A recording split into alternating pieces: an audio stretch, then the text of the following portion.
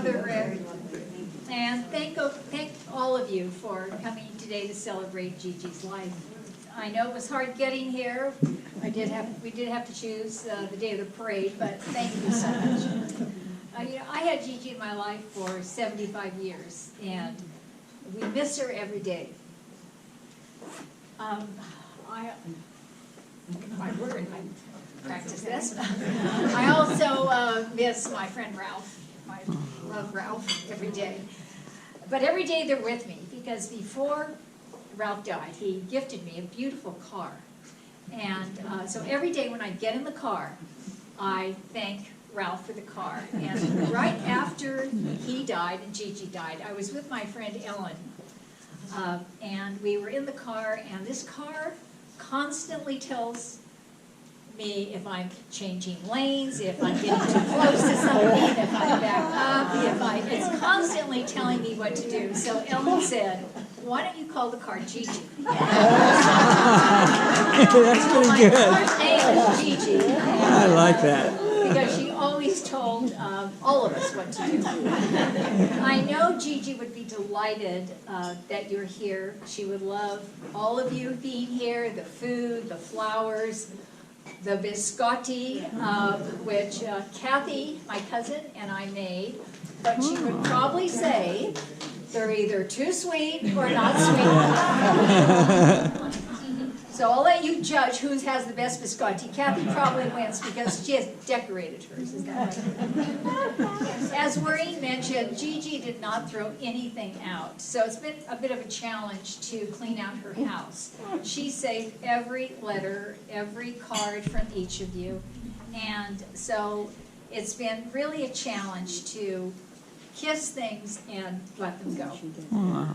She had over 200 scarves, countless pieces of jewelry, and over 400 cookbooks, even though she never used a recipe. All right, the books are quite funny that she has, ranging anywhere from All About Jell-O to I kept almost all about chicken, to the Knox Gelatin Guide, which I found in here was from 1943, the year I was born, and you know, it just talks about how to make butter go further by putting gelatin in it or something during the rationing. So anyway, we have a table back there called Gifts from Gigi. So please take a book or two, scarves, anything you want.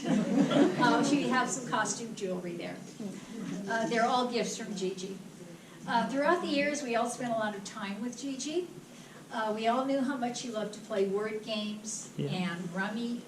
So I have a game set up back there in case anybody wants to play. She was quite competitive, and many of us felt the stress of playing a game with her.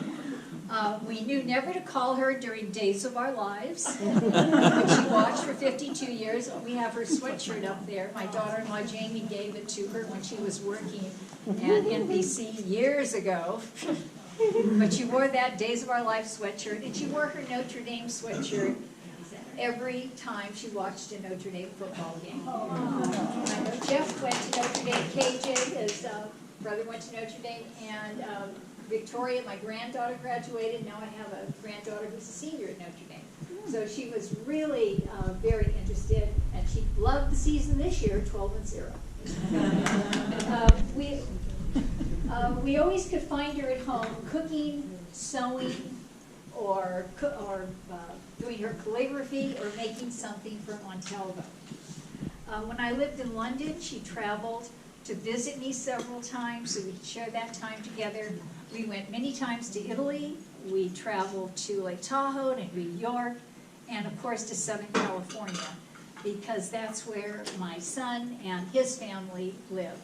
So now I'd like to turn this over to my grandson, Evan, Gigi's great-grandson.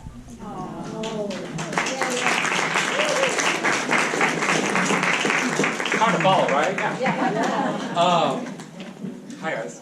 I wrote a little something, but so bear with me. Gigi's life was like a Romeo game from the day she was born, with love, grace, opinion like no other, compassion, and autonomy. Each person that came into her life, she fell in love with. fell in love with her life, my GP Warren. She had three beautiful daughters, the perfect great grandson. Yes, and loved her granddaughter-in-law, embraced her, and loved her 4 great-grandchildren like no other. She loved the Scuderi family and the Anglin extended family like they were her own intermediate family as well. And what is so special is that all my Nani's friends impacted my Gigi's life in a positive way and vice versa. Shout out to Brenna. To you were some part of her life and her family.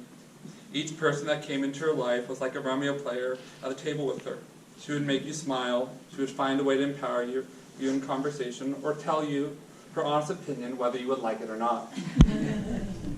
A year before she passed away, I decided to give her a call every Sunday. Little did I know, it became the highlight of my week. And when I missed a weekend, which only happened twice, she would remind me when I called and say, "Well, hello, Evan. I thought you forgot about me." We would talk about who she saw during the week and who she beat at Romeo, her opinions on politics, regardless, dating advice, and how I should marry an Italian. Or she wanted to hear a funny, dirty potty joke. When things started to take a turn for the worse, she would always try to make me laugh. From talking about the paramedic who she described as Dean Martin, and how she wished she would have fallen earlier just to see him. Without you know, it's Gigi. That was our Gigi. We love her. She was optimistic. And she made us want to be better people. Love you, Gigi.